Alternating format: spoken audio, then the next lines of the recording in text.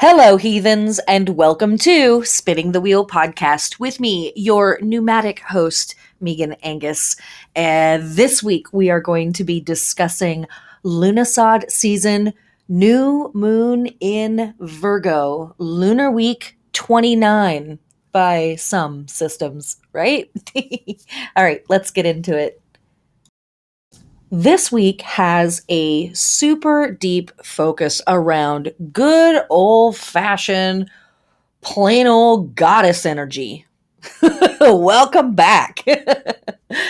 Goddess as the embodiment of the thing, which is such an important concept here in Lughnasadh season.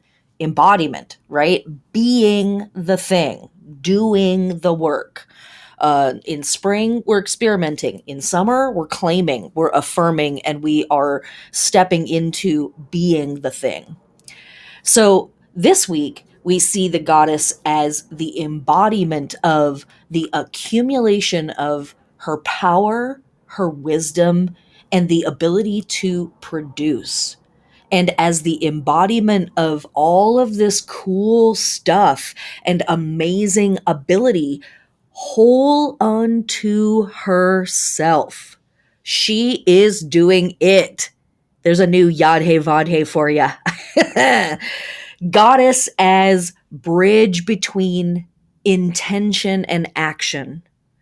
Goddess as mediator between spirit and flesh.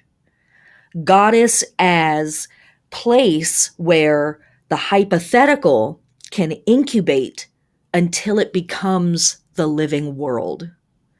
And what I love is that we are starting off with this incredible new moon in Virgo, who is absolutely this entity and this deity and this archetype. The sign of Virgo very much is the idea of the maiden whole unto herself, but also the mother that is producing the great harvest that is happening, the great surge of abundance that is happening around the northern hemisphere. So there is very much a progenitrix kind of vibe with this archetype or this deity. Very much a, yes, I'm a virgin and I also got myself pregnant. I became the queen. And now I am giving you the production of that and the result of that. You're welcome. Just, a little bit of that. Okay. So let's get right into talking about this new moon and its astrology and the holy days of this week. Here we go. Okay. Our new moon in Virgo is exact at 14 degrees of Virgo at 5:51 p.m. PST, and later for everybody else, September 6th. That's Monday, September 6th. And before we get into that, let me say, the days leading up, we talked about this in last week's episode, but I want to reinforce this.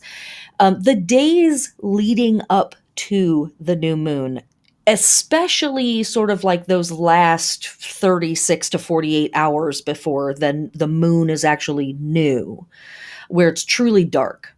Those are the balsamic moments into the sort of void new moon. It's interesting to me because the new moon itself has two faces.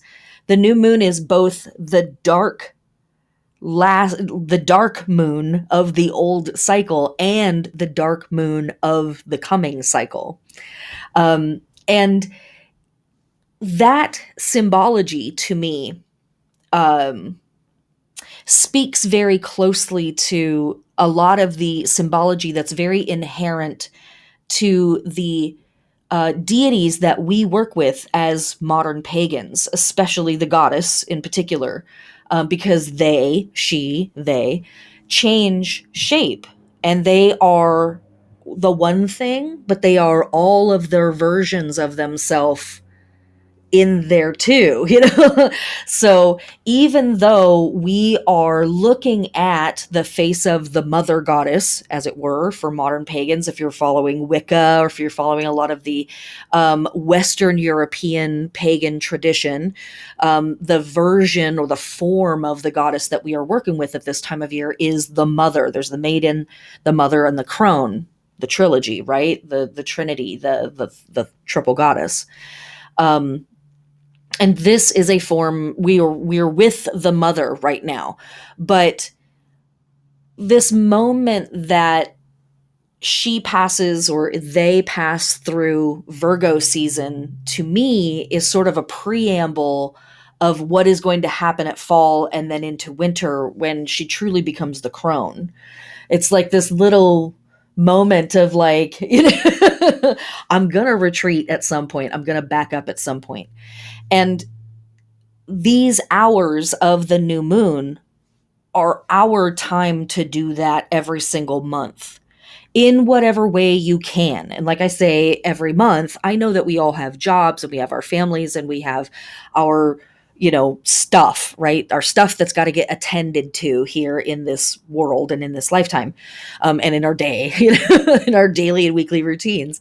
But in whatever way you can, give yourself this opportunity to retreat, slow down, stop, and then begin again and go forward and continue your process or start your new process or whatever you're going to be doing for the upcoming lunar cycle.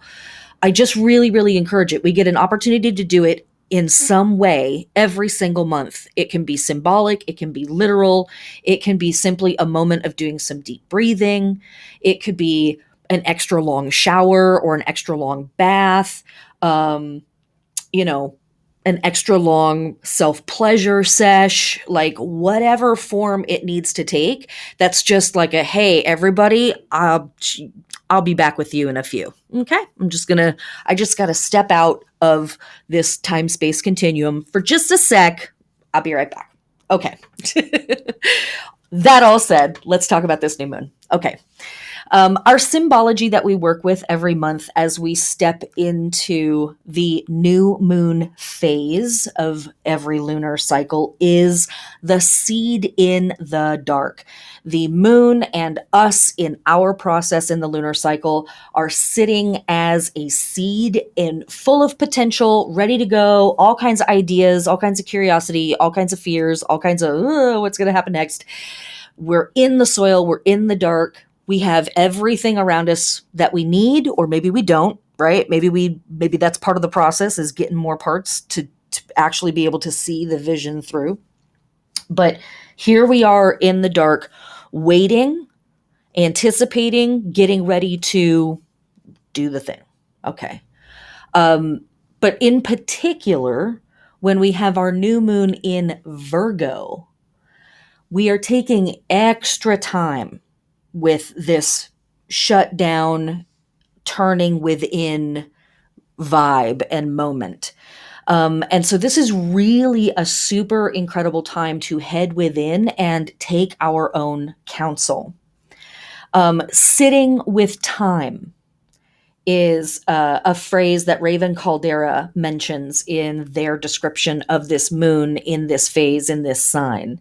So sitting with time and sitting with ourselves is incredibly potent magic, specifically because there are voices and there is counsel that we cannot hear, we cannot receive until we get a moment alone. We literally are just, it's out there, that counsel is there, those voices are there, that information is trying to reach us, whether it's from ancestors, whether it's from our guides, whether it is, entities or deities that we work with, they're there, they're trying to help us.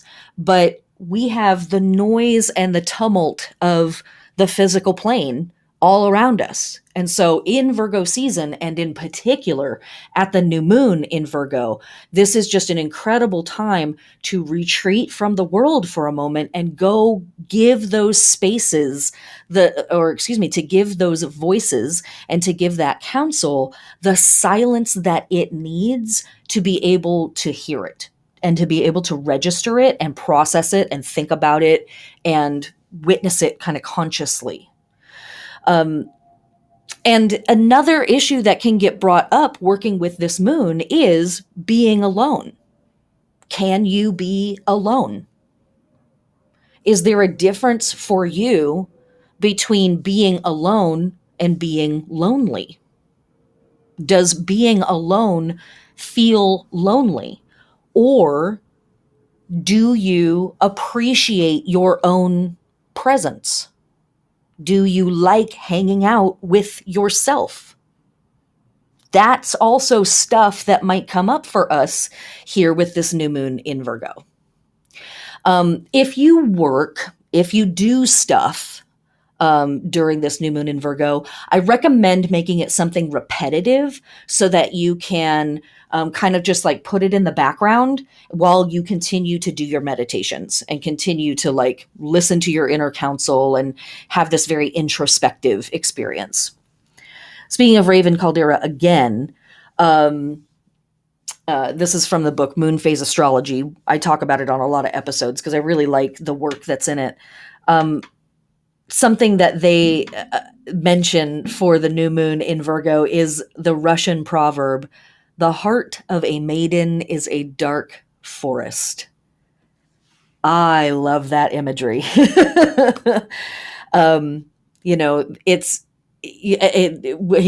What comes up for you when I say that phrase, the heart of a maiden is a dark forest. That might be a really incredible place to start some free association stream of consciousness journaling, and just let your pen or your pencil or your writing implement, whatever it is you're using, just sort of run and go and just let the words come out of you. That might be a really great place to start doing some of this introspective work for the new moon in Virgo. Okay. While we are working with the new moon in Virgo for our lunar body work, we are awakening, activating, adorning, stimulating, and nourishing for action our large and small intestines, our spleen, our pancreas, and the parts of our bodies that help filter stuff and break stuff down and produce hormones and things like that. Just like we were doing that in the sense of like reducing stress and relieving and nourishing for comfort in our last episode for all of those body parts, because we were in Virgo. Now we're in the new moon for Virgo. So now we are looking to activate those body parts and nourish them for action, nourish them for future work. Again, as I say every episode, I am not a medical doctor in any way, shape, or form. Please work with your trusted health advisor when it comes to physical body stuff that I might recommend to you in this podcast, because I'm just some crazy lady on the internet. Okay. Just, fair warning. All right. Side note, that's a great album from Van Halen. Just, okay. While we are working with the new moon in Virgo for our plant body work, don't touch the plants. I say this every month. Virgo energy is a little too nitpicky. I always, in the past, thought that Virgo energy, because it's an earth sign, that's going to be incredible for working with plants. No. All of the traditional, like Farmer's Almanac sources and all of that stuff that combines plant attendance with astrology or lunar phases is like, leave the plants alone on Virgo. And I think it's because we're too nitpicky during the lunar days of Virgo. So what I would recommend is literally just enjoy your plants in their naturalness. Maybe work next to your plants. Maybe have sex or sensual experiences next to your plants.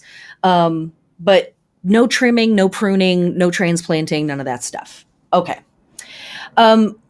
That's not all we're doing on this day, though. So let's now that we've talked about the moon and its vibes and kind of the vibes that it's sort of setting for the week, right? This very introspective moment, coming in, realizing my own counsel, realizing my own power and wisdom and my own access to my own wisdom sources, all of that stuff. Let's now talk a little bit about the other astrology that's happening on September 6th. First and foremost, alert, alert. Mercury enters its shadow phase at 10 degrees of Libra on September 6th. Yes, Mercury will be going retrograde in a few weeks because why not? Yeah, sure. Put that on the fire. Let's see what that does. Okay, so you heard it here first. Probably not. But anyways, let me give you the lowdown. We are going to talk more about the actual Mercury retrograde when we get a little bit closer to it. But here are the deets. Mercury enters its shadow phase on September 6th at 10 degrees Libra. It will station retrograde September 26th at 25 degrees of Libra. And it will retrograde backwards or appear to move backwards all the way until October 18th, where it reaches 10 degrees of Libra. And then it will station direct and begin to appear to move forward again. And it leaves the shadow phase at 25 degrees of Libra on November 2nd. Yes, Samhain. So today until Samhain, Mercury retrograde season, the actual moment of the retrograde is September 26th to October 18th. But when we are including the shadow phases, we are talking about now until September 6th until November 2nd. That's fine, right? There's nothing super fucking ominous about that, is there? No, it's fine. I'm sure it's fine. What do we do when Mercury is in retrograde? I'll give you a little heads up since we are stepping into the shadow phase. Any word that we can put RE in front of is super appropriate work to do during Mercury retrograde. A lot of folks talk about Mercury retrograde as if the whole world is going to shut down and all the planes are going to fly out of the sky and, or fall out of the sky and, like all of our computers are going to explode and all that stuff. And heads up, Mercury stations retrograde 3 to 4 times a year, every year. So if it was actually that dramatic, we'd probably hear a little bit more about it, right? So we'd all be going through our phones a lot faster. But stuff can go a little haywire. And if Mercury is retrograding through a part of your natal chart where you have a lot of stuff, or it's aspecting things strongly while it's in retrograde, or if it happens to station retrograde or station direct at a degree that is an important degree in your chart, you might really feel it. You might really feel any particular retrograde. And so now you've got the degrees for this one. You can go look up your natal chart and see how it's going to bang you. In Libra is an air sign, Mercury, air planet. And so there could be extra goofiness around communication stuff. That's emails, information going back and forth, you telling your version but not being heard, or somebody telling their version but you don't hear what they're saying, all of that kind of stuff. And Libra has a lot to do with diplomacy. It has a lot to do with contracts. It has a lot to do with committed partnerships of all kinds. And justice, legal stuff also can come under the auspices of the sign of Libra. So Generally speaking, it's, good advice to like not sign contracts, not make super important decisions that require a lot of brainification during Mercury retrograde, but life has to happen. So, just be aware, read the fine print 5 or 6 times, get an extra set of eyes on it, ask a friend, ask a partner, pay the extra $50 to ask another lawyer or legal advisor. Hey, can you look at this for me? I don't know if I'm really, whatever it is that needs to happen, we can make it through. We'll talk more about it then. Just wanted to kind of give you a heads up. Like I said, anything that's air stuff, right? So communication, all that stuff, anything that's Libra, we just talked about all that stuff, partnerships, contracts, legal stuff, diplomacy stuff, might get a RE added to the beginning of those words. Experiment with that. That's another journaling exercise for you to try. Okay. Also happening on this day, we have some really cool, tough, but cool. Actually, none of this astrology is super tough. It's actually pretty dope. That, in my opinion, really assists with this Virgo new moon work that we're being asked to do this week. Starts off with Virgo in Mars trine Pluto retrograde in Capricorn at 24 degrees. This is still all September 6th, by the way.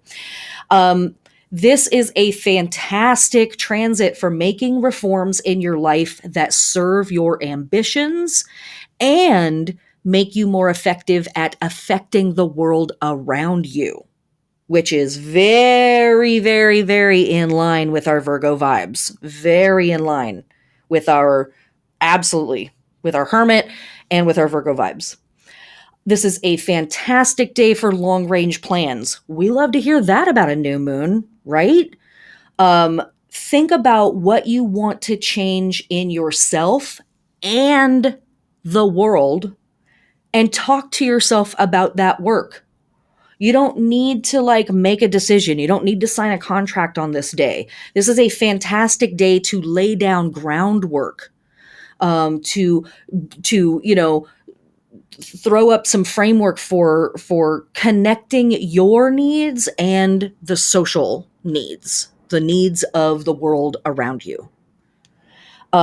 This is a really great day to take a moment to see how your needs are enmeshed in the needs of the community around you and the world around you.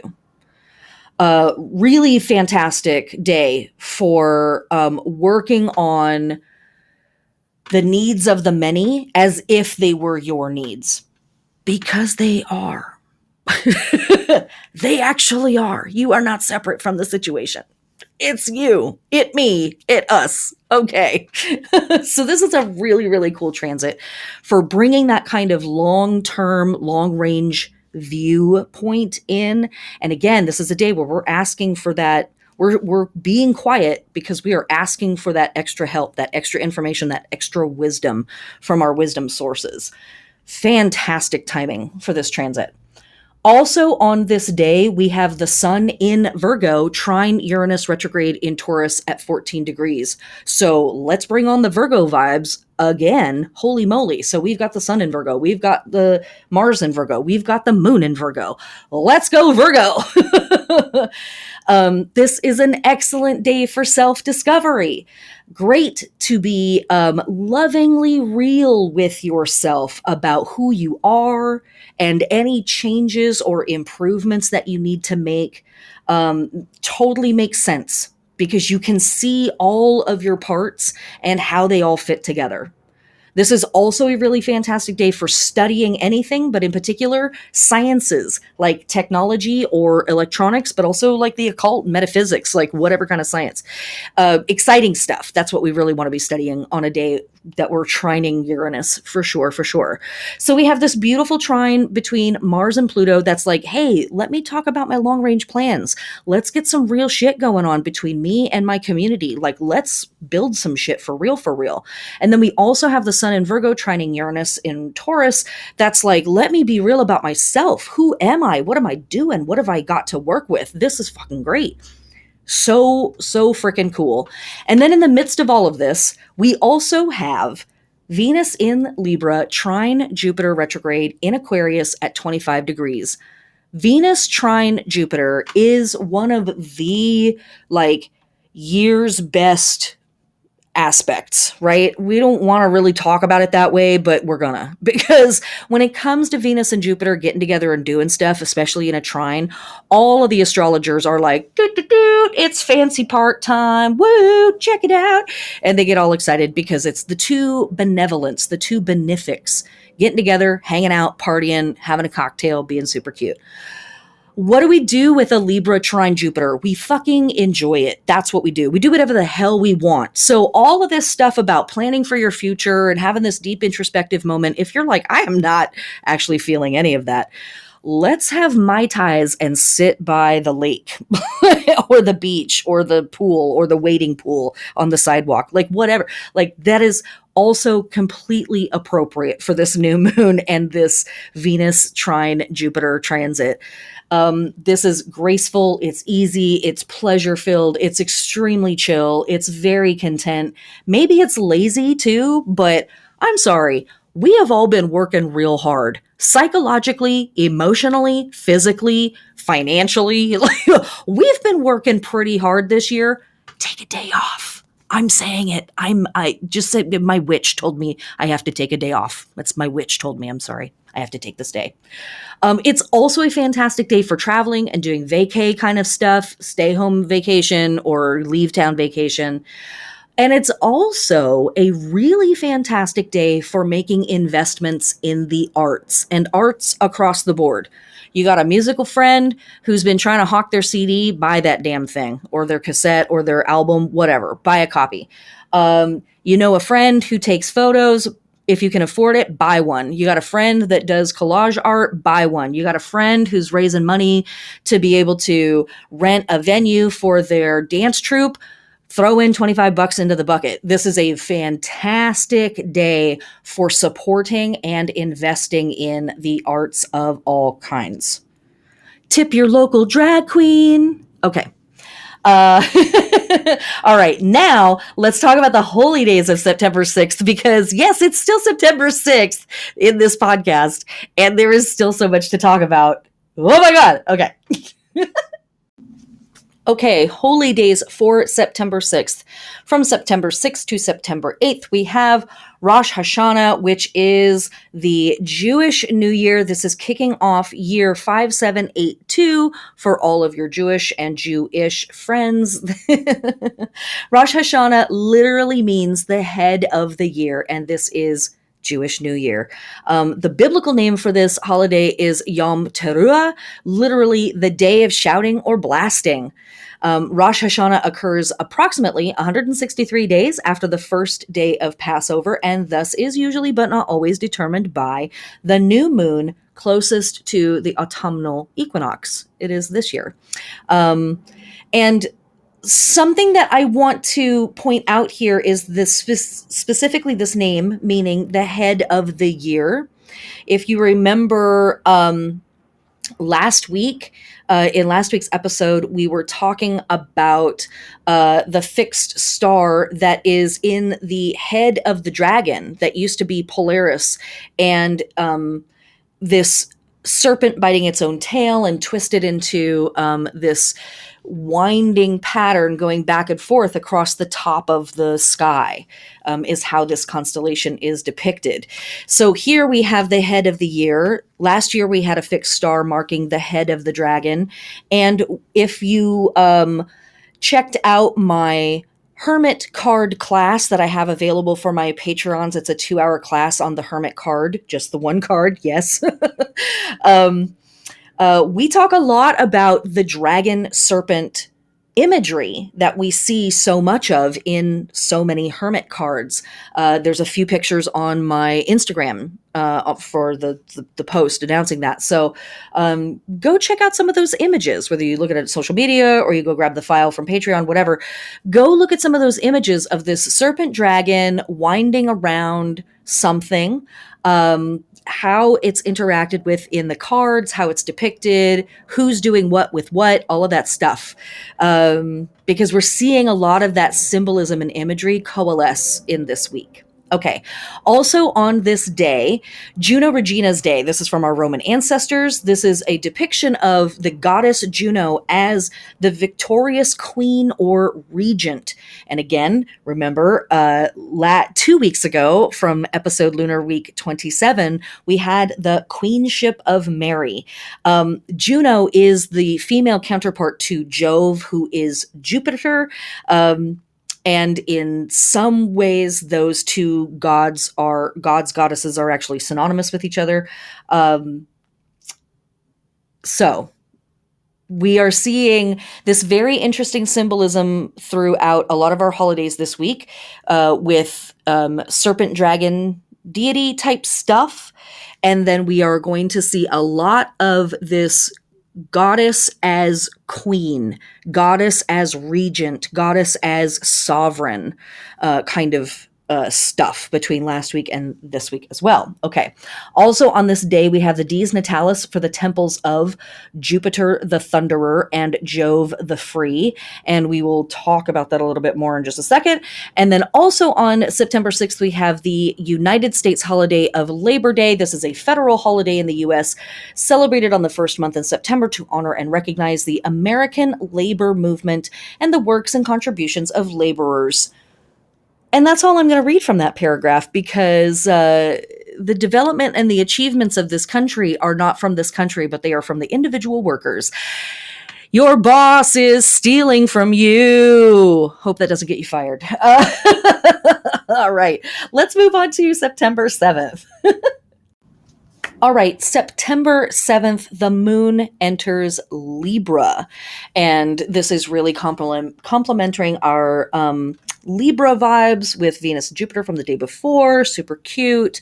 When we are working with this particular lunar phase in the sign of Libra, really enhancing that whole thing about the arts and investing and appreciating the arts, this lunar phase is a fantastic time for going and enjoying the arts, making arts. And that can be going to a ballet or watching a musical performance or a film or anything like that. But it can also absolutely be making any kind of art, but also just artistic and beautiful environments are wonderful. Going and hanging out near a waterfall, going and, sitting by a pristine lake or a beautiful desert or watching the sunset. Those all count as well. Doesn't have to be too intense or complicated. It can be very, very simple. Just any place, any way that you are participating in and enjoying beauty and aesthetics. God is blessed, right?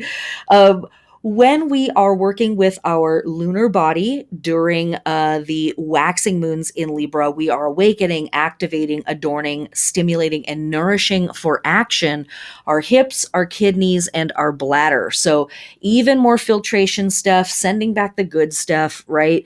But also like prepping the waste parts of us for the work that we're going to do when the moon is moving through Scorpio. And then for our plant body work, it's aesthetics only. This is another lunar phase where we don't really fuck with the plants too much.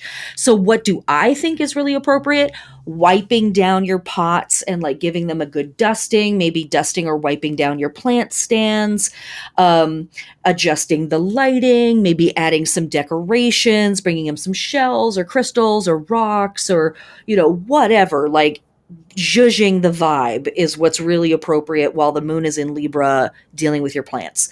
Maybe it's about, if you have a yard, if you're lucky enough for having a yard or outdoor spaces, maybe it's about zhuzhing up the outdoor lighting for nighttime and making things super cute, that kind of thing. Sweep the walk. That's what's appropriate for our plant work when the moon is in Libra. Okay. Now let's talk about the astrology of this day. Okay, our astrology for September 7th is pretty straightforward. The only transit of note that we have for this day is Mercury in Libra oppose Chiron retrograde in Aries at 11 degrees. Lots of folks work with Chiron, lots of folks don't. I don't think that there's a right or wrong way. It's just more information. But there are plenty of astrological systems that do not even recognize Chiron as a body. So there's that, right? Take it with a grain of salt. But if you do work with Chiron, or if you're curious about it, what is it? It's a planetoid, it's an asteroid, it has a very goofy orbit. And in the natal chart, its definition, more or less, is that it represents a sacred wound that we carry in our lifetime. And what does that mean? A sacred wound is something that causes us pain.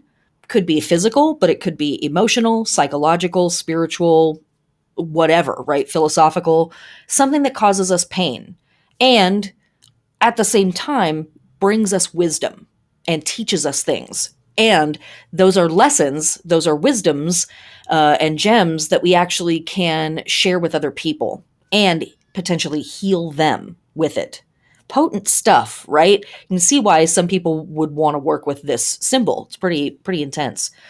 Well, what happens when we are experiencing transits with Chiron? Even under a trine or a conjunction with a benevolent planet like Venus or Jupiter, any interaction with Chiron can bring up this issue of our sacred wound. And it's a wound, right? So it's inherently painful. So even when we're having quote unquote good experiences with Chiron, they can be bittersweet. They can be beautiful but tough, that kind of thing. But this is an opposition from Mercury to Chiron. So significantly less exciting.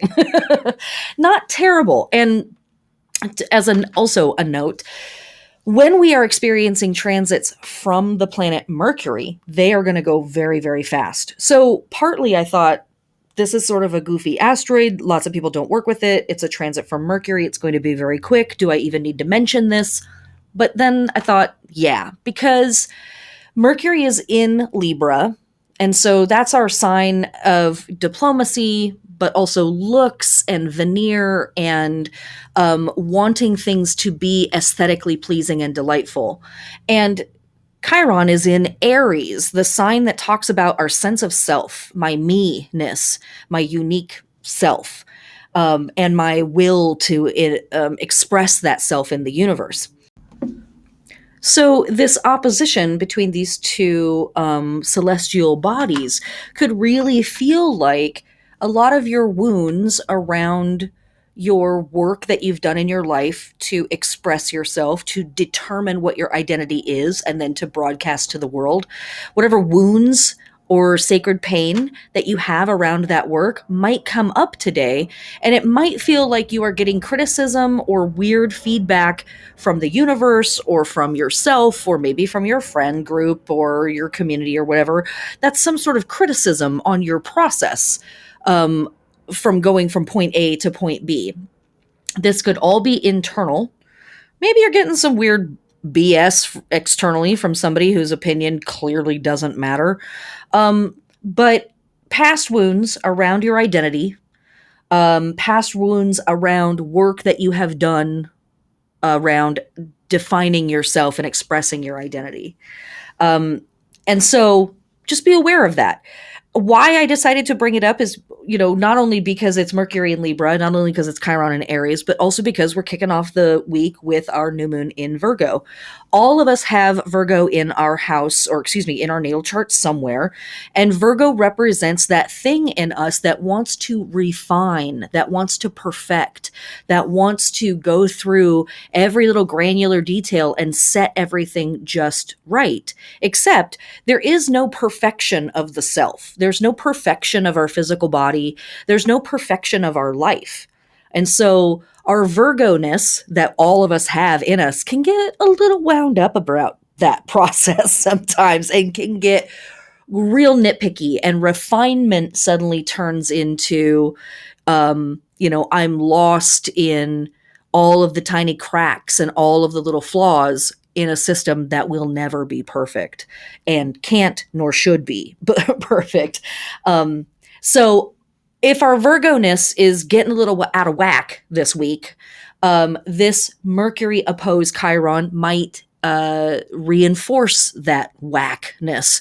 And so, if you are having an inner dialogue around, I could have done this better. If only I had done 51 crunches instead of 50, I'd be perfectly thin now. Or if only I had put 2 more tablespoons of frosting on the cake, it would have tasted exactly how it was supposed to taste. But no, like whatever our gig is, right? Whatever our deal is.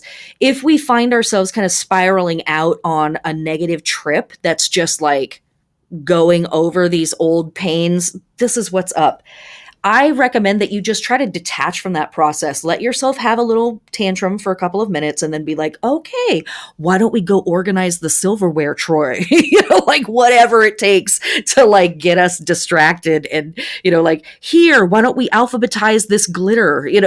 Like whatever, right? Give your Virgo-ness something small and insignificant with lots of parts to be organized, and it will be totally thrilled while you go and like watch TV or get your nails done or, whatever, sleep, like whatever. All right. There is the astrology for September 7th. Let's move on to other stuff that's happening on September 7th. Okay, starting September 7th and running all the way through December 10th, we have the torrid meteor showers. The meteor showers that, the meteoroid streams that feed the torrids are very spread out and very diffused.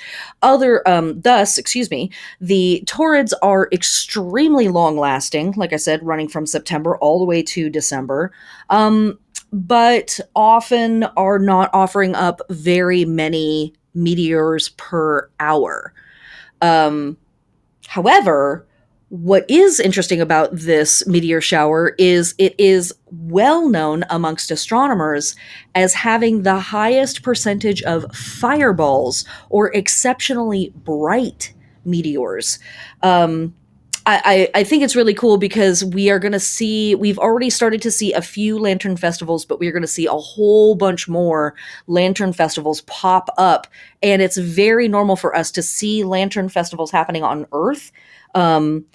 And usually lantern festivals represent a ritual or a festival where souls are being sent up to heaven or to the afterlife from Earth during big meteor shower spikes that we have throughout the year. It's really, really cool.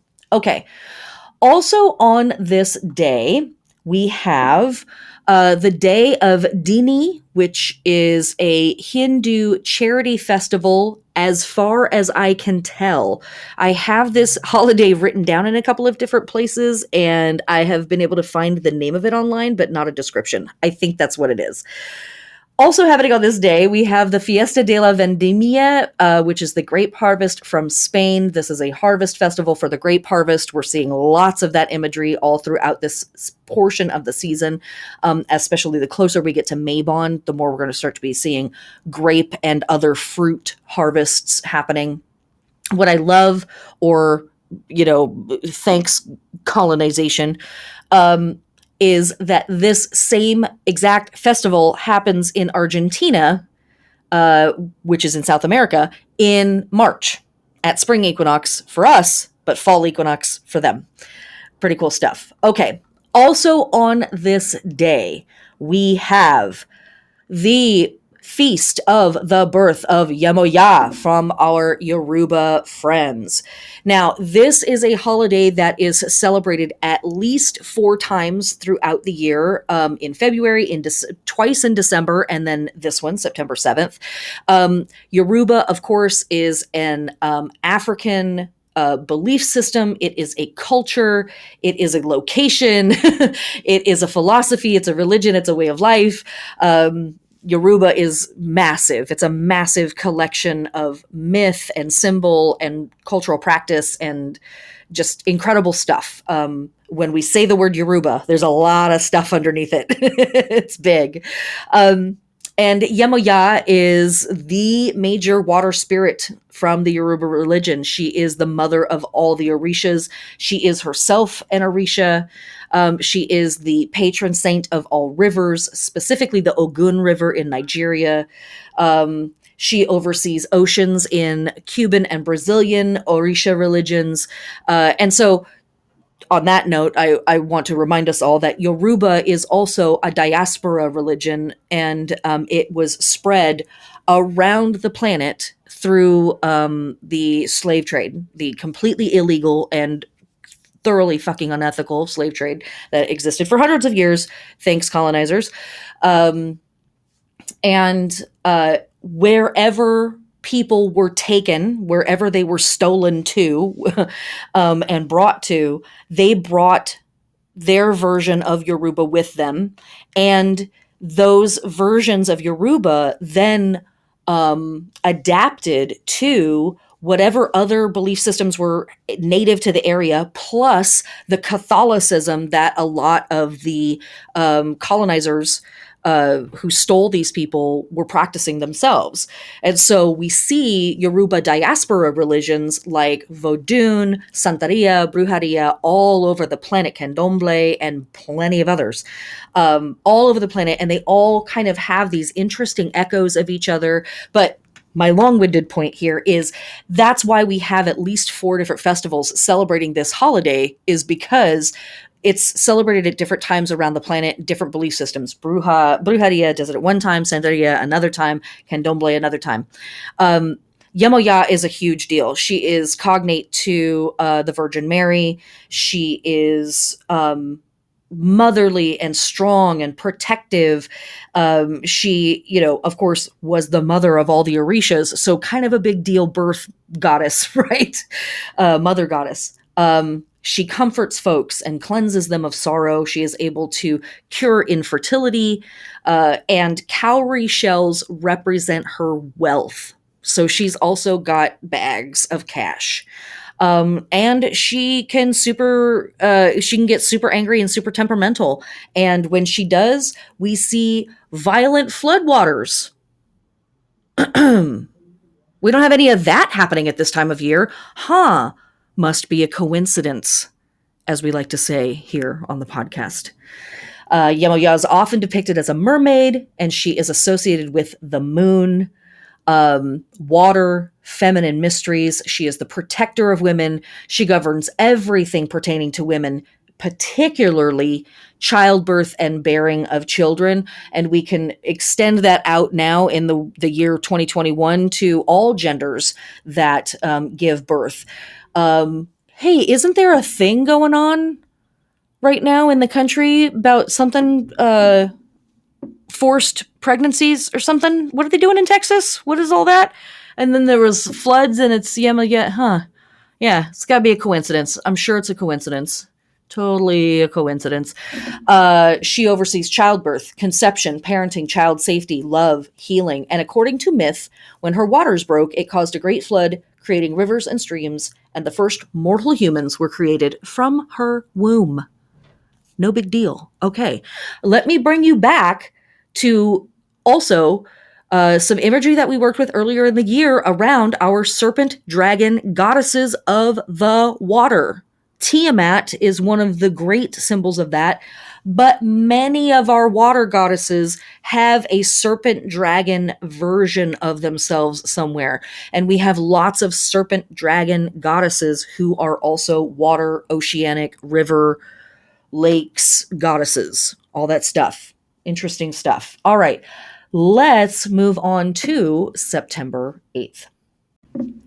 Okay, on September 8th, the moon is still in Libra, so we are still doing our Libra-oriented lunar work, investing in, enjoying, participating in art and the arts, and making art and being artistic and art.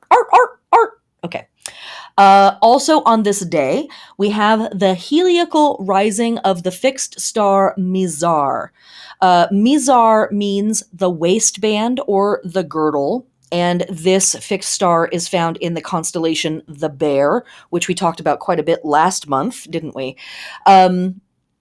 This star means marriage in Hindu.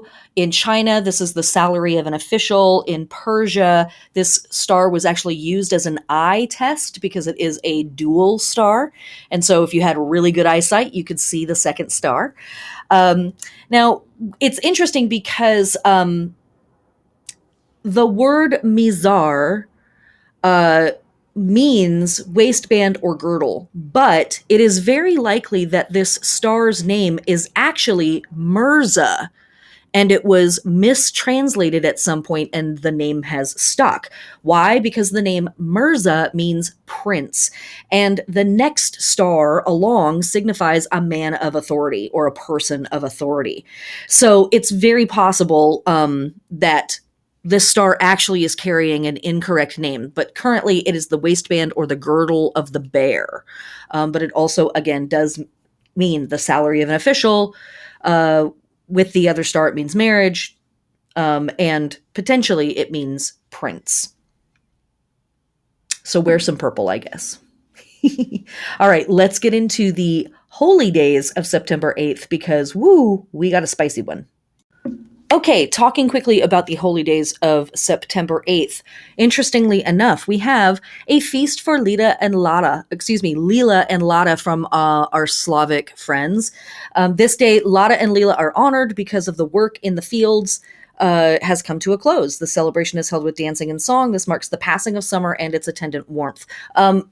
Interesting about this, the marriage of Leela and Lada is something that we see from spring to now. We see them get married and do stuff together over and over again. But these two deities are going to turn into other Slavic deities. Leela turns into Mokosh soon enough, and Lada turns into, I can't remember, but there's two other versions of him, and they are more warrior-like and then more of an old dude version of the god.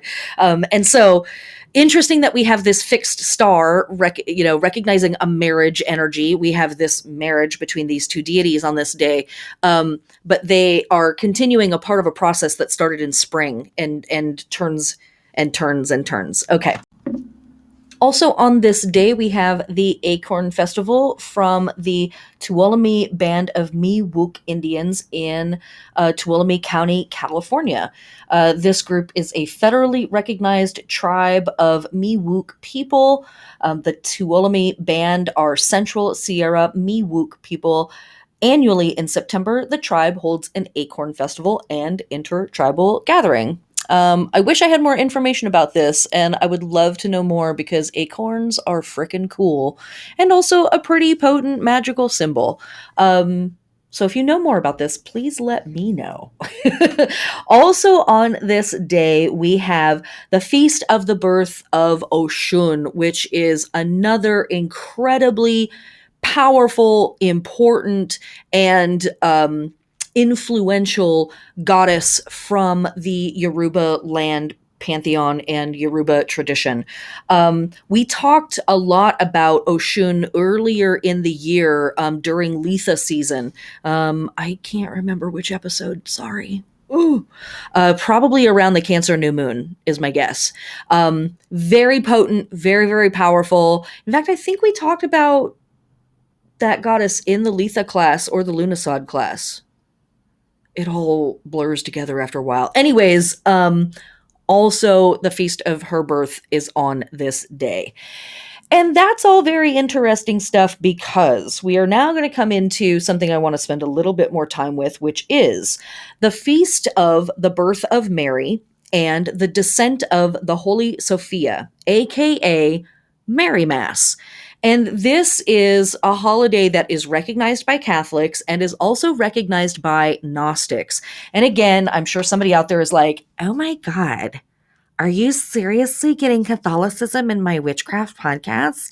I am. I actually am. And the reason is because the Catholics did a really good job. We've talked about this in the past. The Catholics did a really good job at documenting a lot of paganism and not really realizing that it's super pagan. And, it's not cool that they killed our people and stole our temples and shit. I'm actually still mad. But because I have lived several lifetimes, trust. And I carry a grudge. But anyways, enough about me. But I love talking about Mary. I love looking into some, not all, of the Catholic history and the Catholic symbolism because they really canonized quite a bit of what the Romans and other polytheists of the day were doing. So let's talk a little bit about this feast of the birth of Mary and the descent of the Holy Sophia, because it's pretty cool stuff. Okay, brief drink of water. Let's get into it. So, in the Catholic universe, only Saint John the Baptist and the Virgin Mary have their birth dates commemorated in the church. For all of the other saints, only their death day is commemorated. But these two saints have their birthdays commemorated, and there's a lot of conjecture about why. Ultimately, it comes down to like they were really fancy. That's basically what's up. Okay. So, devotion to the innocence of Mary under this Marian title is widely celebrated in many cultures across the globe. In France, Mary Mass is known as, wait for it, Our Lady of the Grape Harvest. Bitch, come on! What am I supposed to do? What am I supposed to do? Okay. Known as Our Lady of the Grape Harvest among wine growers. The best grapes are brought to the local church to be blessed, and then some branches and bunches of grapes are attached to the hands of the statue of Mary. So she literally is standing there like the constellation of Virgo, holding grapes in her hand. I mean, come on. Okay. And then a festive meal that includes the new grapes as part of the day. All right. So super cute. We're seeing lots of devotions to Mary. Lovely. It happens to be her birthday here at the start of the year, at the same time as the Virgo new moon falling, at the same time as Jewish New Year, at the same time as the fixed star that marks the head of the dragon, etc., etc., etc., etc. Okay. So now let's talk about Sophia. Who or what is the Holy Sophia? Okay. Sophia is a deity that does not get talked about a whole lot in patriarchal religions, but interesting, she comes from them. Sophia is a part of the Jewish pantheon. Sophia is a idea that is recognized by Catholics, and Sophia is central to the Gnostic vision of the world and their understanding of reality. She plays a really big role for a lot of Gnostics. What or who is Sophia? She is literally the embodiment of wisdom. She's the embodiment of enlightenment. She's the she's the magus. Sorry, everybody, but womp womp. She's the magus. She is the wise one, and we have so many different deities and archetypes that come through during Lughnasadh season, or Lughnasadh, or Lammas season, as you like to say it. That are the embodiment of wisdom, the embodiment of the sacred text, the embodiment of the collected wisdom of the ancestors, etc., etc. A lot of the forms that we see are old men, but we also see femmes and non-binaries and women's and all the various genders and non-gendered deities also stepping forward to be the embodiment of this wisdom. So, let me read to you a short passage of some text. This is from the Gnostic Doctrines, which has some influence from the books of Enoch and from the Old Testament. And in particular, I believe this is writings from a Greek named Epiphanes, aka Epiphany. What? Who perhaps had a lunar temple and was a lunar deity and only lived 17 years, or perhaps the 17 years is a metaphor for the 17 days between the new moon and the full moon. So let me just read this to you and let's talk about it for a second. Okay. The Sophia has her dwelling place on the heights above the created universe, in the place of the midst, between the upper and lower world, between the pleroma and the ectismena. She sits at the gates of the mighty, i.e., at the approaches to the realms of the seven archons, and at the entrances to the upper realm of light. Her praise is sung. The Sophia is therefore the highest ruler over the visible universe, and at the same time, the mediatrix between the upper and the lower realms. Now, side note, editor's interruption here. We talked about Mary Mediatrix in Lunar Week 28 episode. So we are already working with this idea of the goddess as the intermediator, the connector, right? And we talked about this at the beginning of the podcast. Goddess as the embodiment of the bridge between the flesh and the spirit, the there and the here, all of that stuff. And so we have a day dedicated here in the midst of everything to the Holy Sophia, who is literally the embodiment of this idea. She shapes this, back to the text, she shapes this mundane universe after the heavenly prototypes and forms the 7 star circles with their archons under whose dominion are placed, according to the astrological concepts of antiquity, the fates of all earthly things, and more especially of humans. She is the mother, or the mother of the living. As coming from above, she is herself of pneumatic essence, the meteor photine, or the anno dynamis, from which all pneumatic souls draw their origin. Okay. I have more to say, but I'm going to leave it there. You can actually look up this track if you look up Epiphanies 2610 or Epiphanies 42. It actually, this run of text is out there quite a bit on the internet. What does all of that stuff mean? It literally means that Sophia represents this thing, this idea, this existence that sits at the crossroads, that sits at the doorway. And I love that imagery also because if you remember from last week's episode, we talked about all of these gods and goddesses that had to do with literal the hours and the days and the minutes of the harvest and the turning of the season itself, and connecting back to a goddess named Cardea or Karna, who literally oversees the hinge between the years and the hinge or the doorway between the seasons. And here we have another deity who is sort of being charged with this idea of overseeing the hinge or the doorway between over there and over here, this state and that state. And just so potent, such a potent image to work with. There's a lot of stuff in Gnosticism that I don't agree with, but whatever, it's fine. There's lots of stuff in Wicca that I don't agree with too, so that's not a big deal or a surprise to anybody.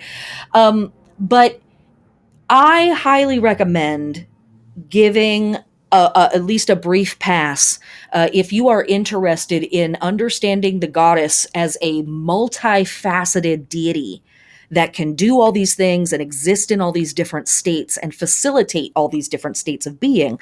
This would be one of her facets that I highly recommend studying more of, the Holy Sophia.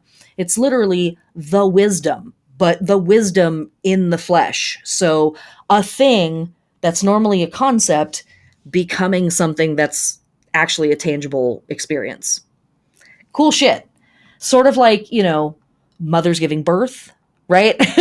Sort of like the farmer that's working this seed in the soil and then, suddenly, not at all, actually through tremendous hard work and several months and days of praying for rain and praying for drought and praying for rain, we have fields and fields and fields of corn, right? Or fields of squash or fields of beans or what have you.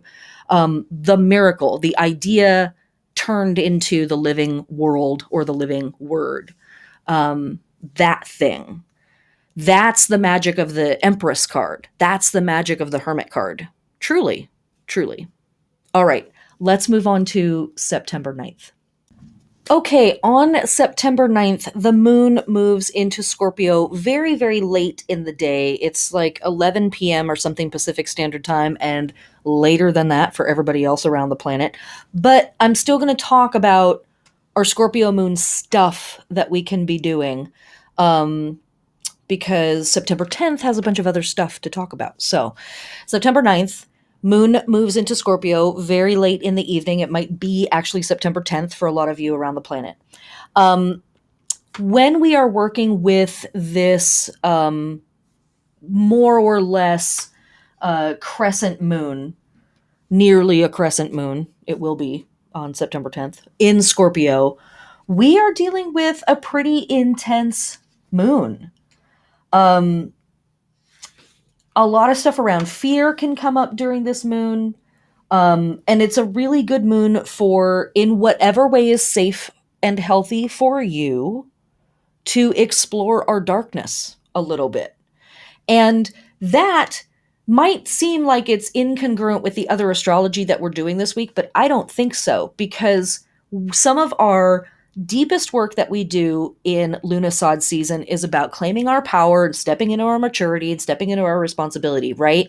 But how many times in our lunar cycles over the last few months have we been asked to check our ethics and to check our motivations and to check our biases, right? Like, great, you're seizing power, but are you still filled with a bunch of bullshit in your head? We don't want you in charge. We don't want you at the controls. Thanks. Right? So this is a really so now this week we have all of this really cool and challenging astrology that's saying, hey, let me take a deep examination of myself. Let me be real about my potential. Let me think about my long-term goals, and all within the auspices of sitting in my seat of power, reconnecting to my personal sources of wisdom, my personal sources of strength and guidance and inspirational information and all of that stuff. Before I get too ahead of myself, let me be real with my darkness. Let me be real with, things that maybe I'm fascinated with that are super taboo or super inappropriate, or things that I was denied at some other point in my life, and now I'm kind of obsessed with them, whether I actually want them still or not, right? I'm more obsessed with the fact that I was denied my access to it. So that's a lot of the work that this moon in Scorpio is asking us to do right now. We might study blood rights of our people, or the people, or any people, and how they work to make the dysfunctional functional. And when I think of things like that, I absolutely think of very sacred cultural traditions like ritual scarification, things like that. But we in the West have our own versions of those things. We do tattooing, we do scarification, we do piercings, and all of those would be very appropriate means of tapping into this kind of work and getting a little spooky and getting into the flesh, getting into the meat of it all. But it really is about searching inside of our minds and,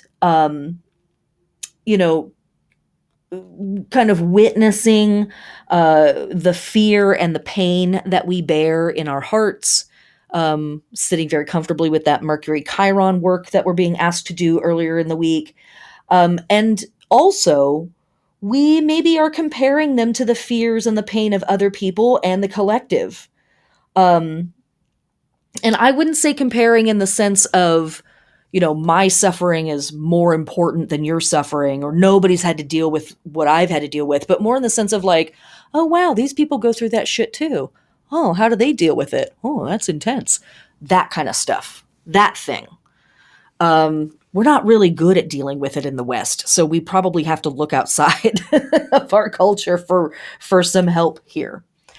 While we are dealing with the waxing moon in Scorpio, we are awakening, activating, adorning, stimulating, and nourishing for action the organs in our body that oversee reproduction, pleasure, and waste. So all of our genital situations, but all of our erogenous zones as well. Scorpio absolutely rules the parts of the body that deal with waste, reproduction, and deep pleasure. So our genitals, our anus, our penises, our vaginas, and all of the stuff connected to those. Our testicles, our wombs, if you still have one of those. Sorry. All of that stuff, right? Taboo. We're not supposed to say those words in public. We're not supposed to talk about those things. We're not supposed to talk about the things we do with those parts of our bodies. Oh my gosh. Talk about it. Get weird. Get graphic. Get bloody. If you want to do, and again, in ways that are safe for you, consensuality is lovely. Consent with yourself, right? Take care of yourself. Don't do things that are dangerous. You know what dangerous is for you. Blah, blah, blah. Don't sue me. But but when we're dealing with the moon in Scorpio, it's getting a little crazy. It's getting a little intense. It gets spooky, it gets taboo, and it gets intense. So in whatever ways are appropriate for you to explore that stuff, I highly recommend it. For our plant body work with this waxing moon in Scorpio, we are planting, transplanting, or grafting for above ground results. Okay. Now, let's get into the holy days of September 9th. Okay, holy days for September 9th. From September 9th through the 11th, we have the Feast of Mother Earth. This is a modern pagan holiday, and basically, we've talked about these guys in the past.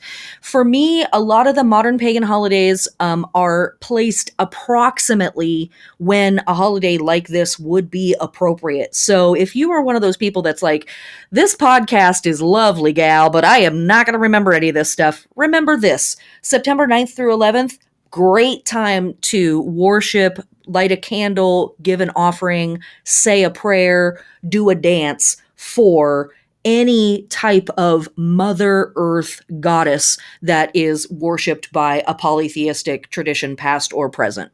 There you go. Okay. Also on this day, we have Te Velat. This is a harvest and fertility festival dedicated to an Albanian goddess. I am not certain what the goddess's name is. I'm not sure if Te Velat or Velat is her name. I've looked up those words and various spellings of words that are even remotely similar, and I cannot find an Albanian goddess that's like this at all. So, to be continued with that. Interesting little tidbit from history, though.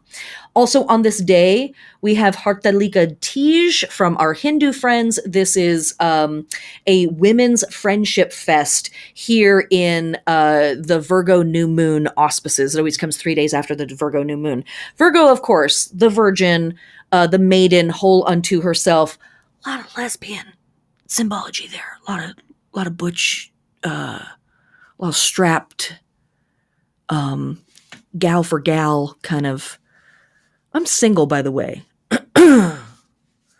Hartalika Tej from our Hindu friends. Okay, also on this day, we have Nikateria from our Greek ancestors. This is a day celebrating the goddess Nike. In ancient Greek civilization, Nike was victory. She is an ancient goddess. And she literally personified the spirit of victory. Her Roman equivalent was Victoria. And if you remember back to the beginning of the episode, today is also Juno Regina, basically the queenship or the victory of the queen Juno. So all these symbols kind of wrapping up on top of each other. All right, that's everything for September 9th. Let's move on to September 10th.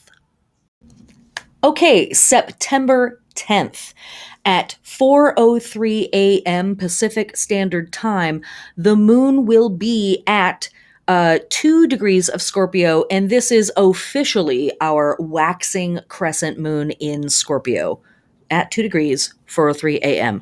We just talked about all of our Scorpio work that we are doing, so we're still doing it on September 10th. Enjoy your body. that's really what's up with this moon in Scorpio. Enjoy yourself. Get into some kinky shit. Get taboo. Get weird. It's just you there, or maybe it isn't. Okay. Also on this day, while we have our waxing crescent moon in Scorpio, Venus enters Scorpio. Okay. Was I joking earlier about getting kinky? Because I'm not now. I'm actually serious. It's time. It's time. Venus enters Scorpio on September 10th, and this planet will be in this sign until October 8th. So if you have anything in Scorpio, Venus will be transiting over that in the next 3 weeks or so. So you might be feeling especially luscious, especially lovely, especially decadent about things. This transit can feel sexy, sensual, a little obsessive about our sex interests or our relationships, and we might experience some profound transformations in our relationships as Venus moves through this sign. Any and all occult and spiritual work is also super enhanced to some degree when planets are transiting through Scorpio. And in particular, because it's Venus, forms of magic that are self-care and that are transformative and that support a deepening connection to your magical power are all very potent right now. And I'd like to add to my own notes. Thank you, Megan. Thank you, Megan. We already have this stuff coming up astrologically this week for us that's asking us to take a long range examination of ourselves, maybe get into the little details, but how our work is connected to our community, all of that good stuff. And I think that Venus and Scorpio can really bring in the like, how am I taking care of myself in this process? And how is my self-care and my lusciousness, integral to everybody else being able to access their self-care and their lusciousness rituals as well, right? Like, it's one thing to feel sexy and delicious. It's another thing to be with a whole posse of people that feel sexy and delicious. Now imagine an entire society that feels sexy and delicious. 2022, I'm saying, okay? Witches to the front. Let's make this happen. All right. But yes, lots and lots of opportunities for deepening our connection to our magical power, all of that really cool stuff. Okay. All right. Holy days of September 10th. From September 10th through the 25th, we have the Ludi Romani from our Roman ancestors. The Ludi were games that the Romans would throw for the masses, basically. Sometimes they lasted a couple of days. Sometimes they lasted several weeks.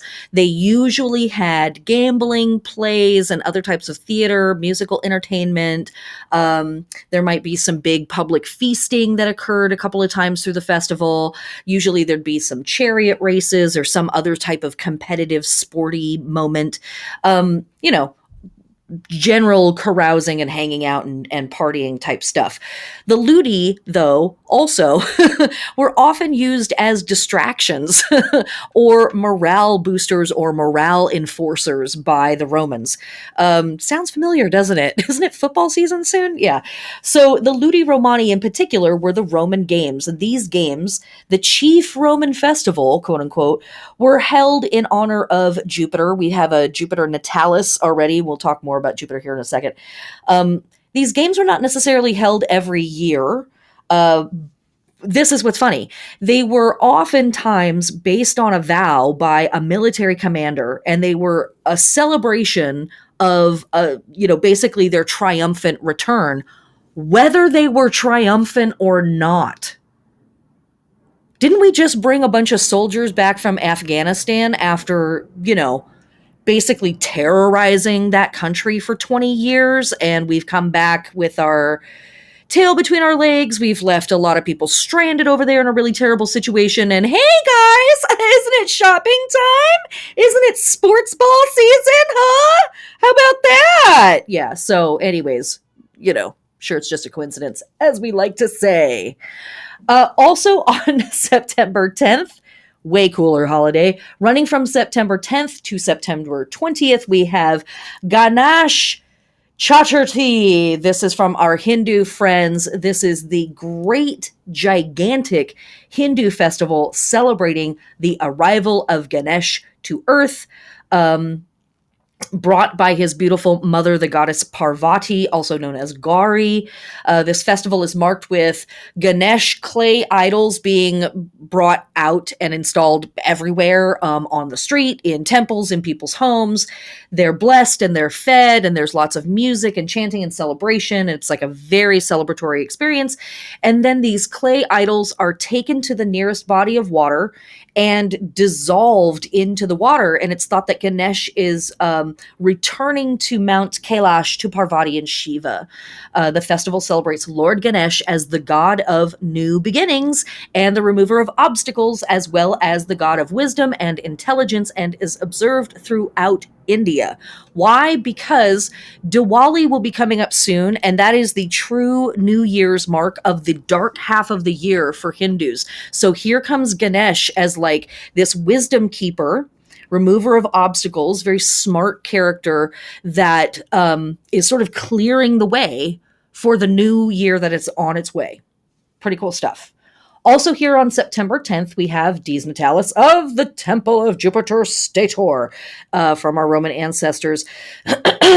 As we've talked about previously, gods like Jupiter, and really lots of the gods and goddesses that the Romans, Greeks, and Egyptians worked with, would have epithets added to their name that basically spoke to like specific things that the deity was known for, or miracles that they had brought about, or things that they were known for providing, or even the regions that they were from.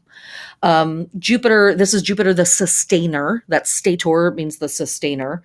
And so interestingly, this isn't just a Dies Natalis for the temple of this version of Jupiter. Also, what's happening is this. The Romans, in a sense, had 3 different years running at any given time.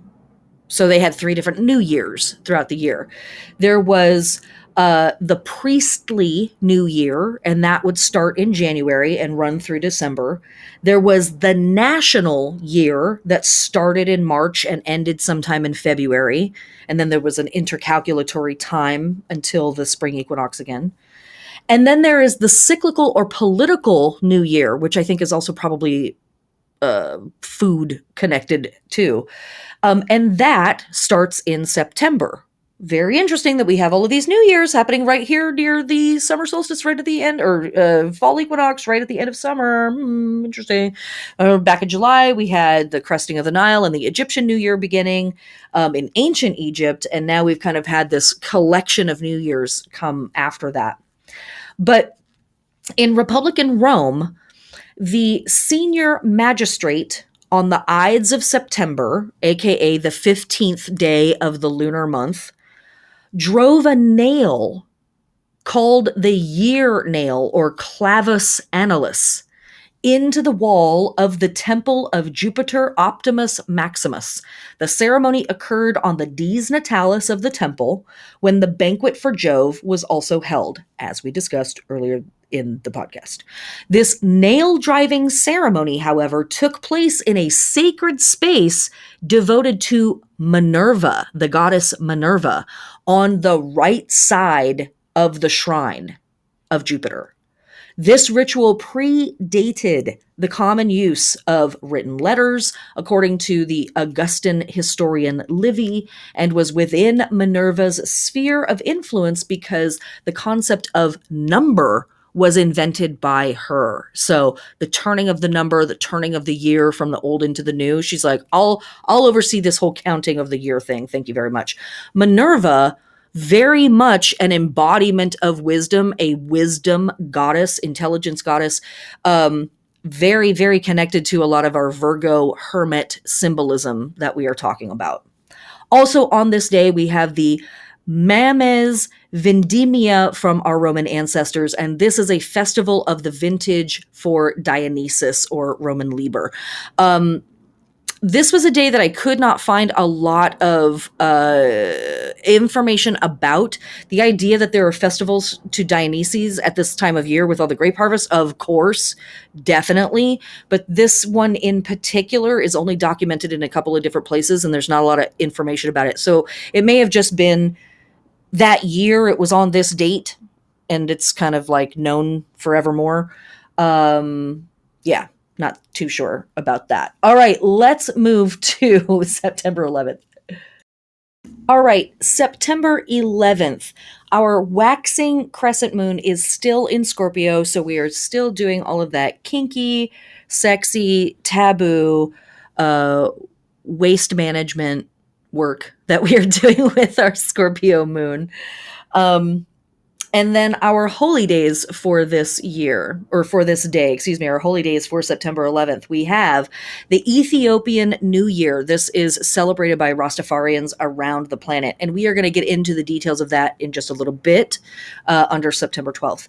Also on September 11th, for regular old Catholics, we have the beheading of Saint John the Baptist.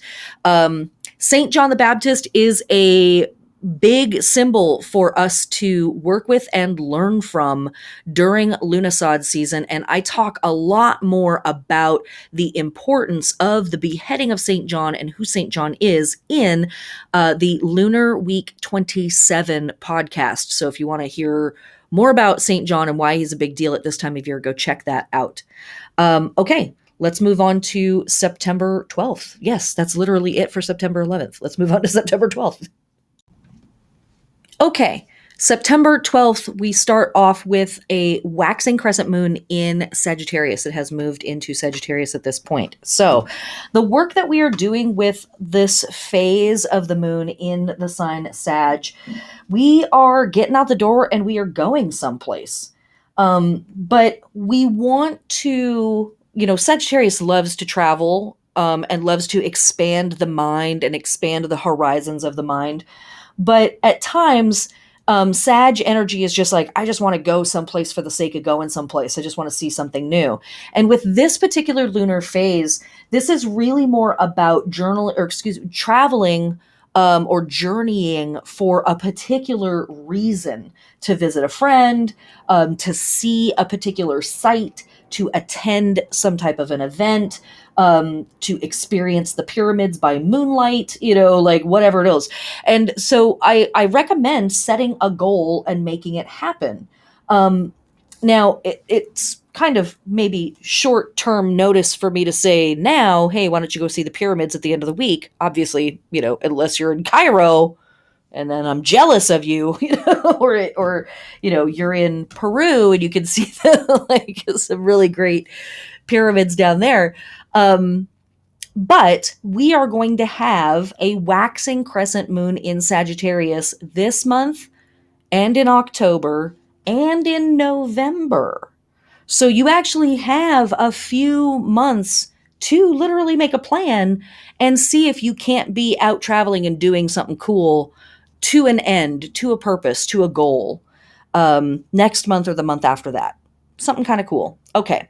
When we are working with our lunar body for this waxing crescent moon in Sagittarius, we are awakening, activating, adorning, stimulating, and nourishing for action our lower back, any of the sciatic nerve family where that runs through our bodies, and our thighs.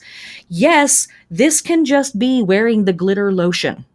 That's plenty. Doesn't have to be anything, strenuous. Don't kill yourself. As I said at the beginning of the podcast, please confer with your trusted health advisor.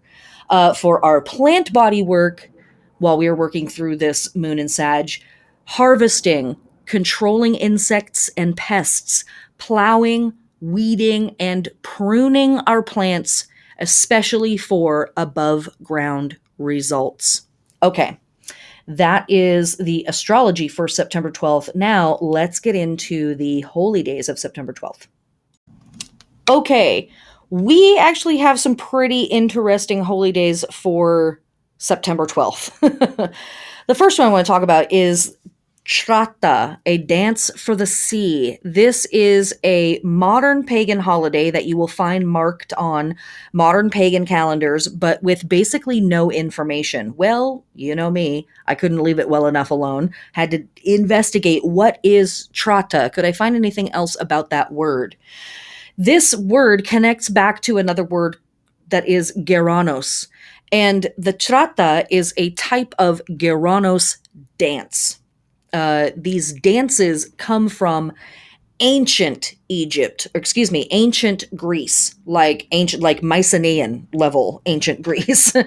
And the Geranos dances in particular are chthonic maze dances. They wind and they have a labyrinthine serpent like dance. There may have been a rope of some type involved in the dance. I don't know how. This was a harvest dance, and the leaders of the dance were at the opposite ends of these rows of people or winding lines of people. There might have been snake carrying involved. The word ger, G-E-R, means to wind. So geranos definitely implies something about this dance is about winding up, right? Or winding serpentine kind of thing, right?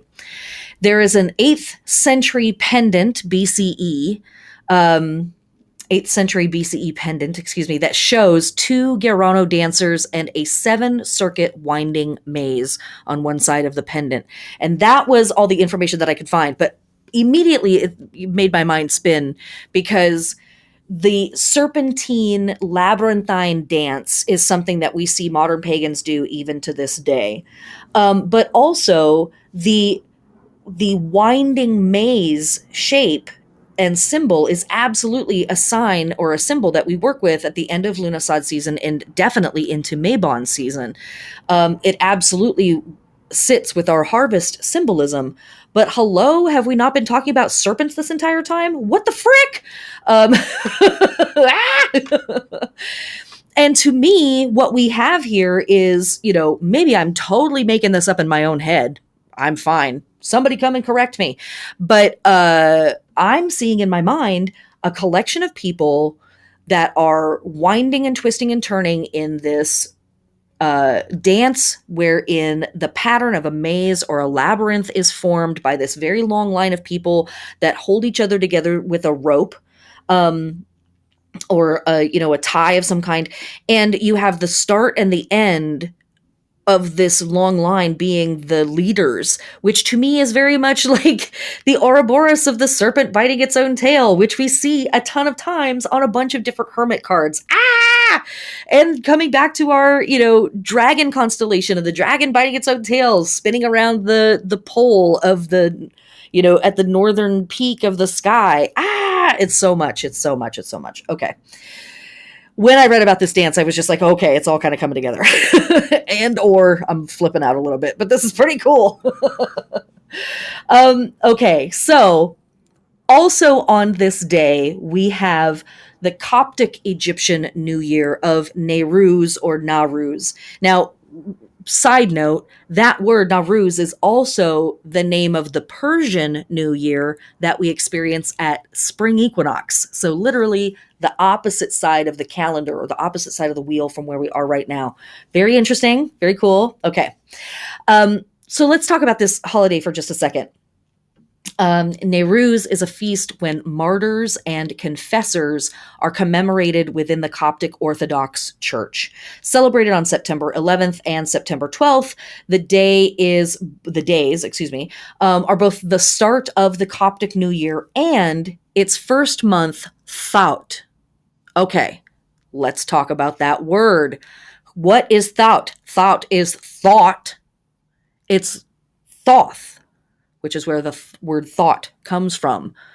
Thoth is our hermit. Thoth is Hermes. Now, they had some differences, but they were very similar, and they were very much thought of as the same being, up to and including when the Greeks moved into the Egyptian areas and started hanging out and doing their thing. The temple that had been dedicated to Thoth became Hermopolis, aka Herm, as in Hermes, as in Mercury, as in the ruling planet of Virgo. Yeah, that. Okay, so this is Thoth, who is like Hermes Mercury, but different in that Thoth is self-begotten. What? You mean whole unto himself? Wait a minute. Wait. Okay. Thoth is a moon god, a healer, most well known as a master of the law, mathematics, language, magic, judgment, balance, and the dead. Lots of stuff that Hermes is doing. Lots of stuff that we're talking about in Lughnasadh season. Um, his wife, Ma'at, is the goddess of cosmic balance, truth, and law. We also get the words meter and materia or material from her name, as in like matter. That's her, the physical stuff of the universe. Um, she was a daughter of Ra and Hathor. Okay. The couple had a daughter named Seshat, who was the goddess of writing. Thoth is often depicted with the head of an ibis or a baboon. And he served as an accompanier to Ra on the sun's journey into the underworld. He also collected knowledge and scribed spells to share with humanity. He was also a mediator of the gods. So, yeah, a bridge between gods and a bridge between humanity and the gods. Thoth presided over the judgment of the dead with Osiris in the Hall of Truth, while the god Anubis would weigh the heart of the deceased individual. And let's scroll back up very quickly and remind ourselves what's happening for this Coptic Egyptian New Year, Nowruz, feast when martyrs and confessors are commemorated within the Coptic Church. And here we see that Thoth is helping to preside over the judgment of people's lives, along with Osiris. In the hall, Thoth is also the scribe who keeps the record of the souls of the deceased and the one who keeps track of the white feather of truth. In the afterlife, the mansion of Thoth is the place where souls rest and prepare for their hard journey to paradise. They receive magic spells from Thoth, which help them in fighting demons which stand in their way to the underworld. In the afterlife, his magic also provides souls with spells that can bring them back from the afterlife and resurrect them. In me is the glory, the everlasting, that thing. He is believed to have written 42 books, which have all the knowledge that humanity would ever need. Now, this number 42 is a big frickin' deal in ancient Egypt, but it's a big frickin' deal in a lot of different magical systems and scientific systems. You want to get real weird? Go to Wikipedia and type in the number 42 and look at all of the stuff that comes up. But easy peasy, there was 42 nomes or districts of ancient Egypt, Upper and Lower Egypt, 42 altogether. But that's just one. I might mention that 42 degrees, when the sunlight is at 42 degrees and it's raining, that's when you're going to get a rainbow. I'm sure it's just a coincidence. And one last thing that I want to mention about Thoth is that Thoth was born out of the forehead of the god Set. Set is Saturn, and Saturn's magical number is 3. If we work the magical number of Saturn in a 3 by 3 by 3 cube, that equals 42, the number of Thoth. Okay, guys.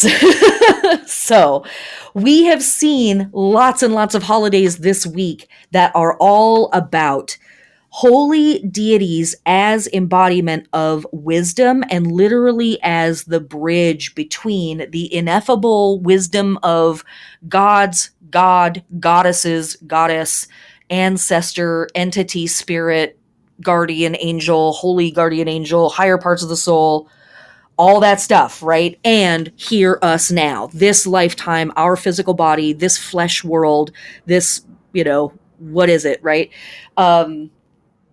Earthbound misfits, we all, right?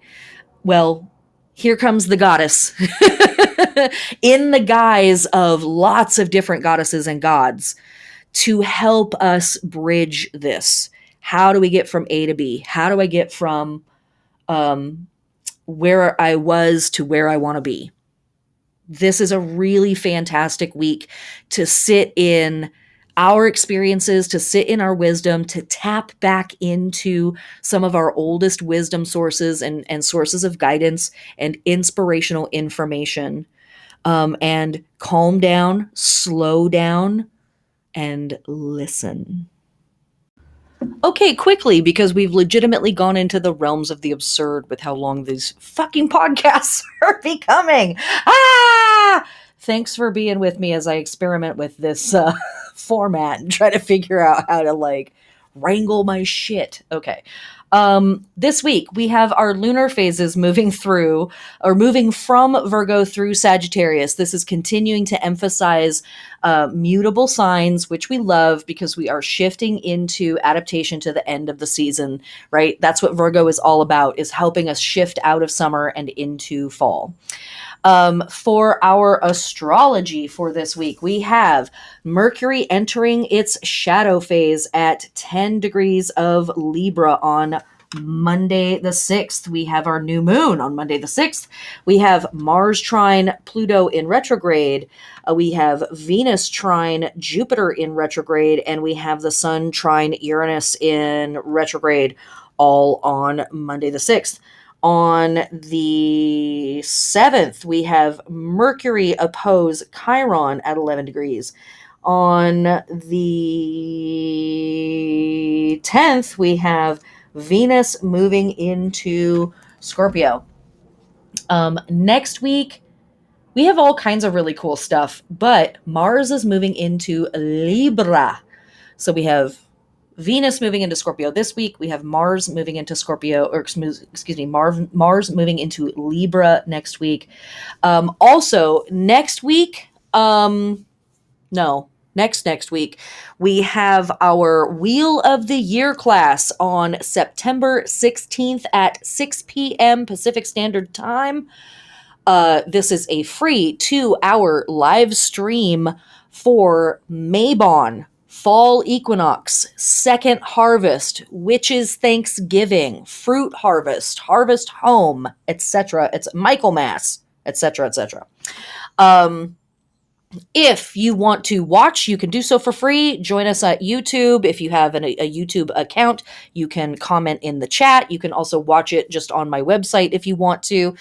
If you would like to have access to the 15 to 20 page book of information, spells, recipes, history, astrology, astronomy, holidays from around the world, as well as the 8-week calendar that the podcast is based out of, a bibliography, and lots of other cool stuff that I add in there, join my Patreon. Everybody that subscribes at the $9 or Venus level and higher, that's US currency, gets full access to the Patreon bag of holding, which has information about this class and tons of other classes.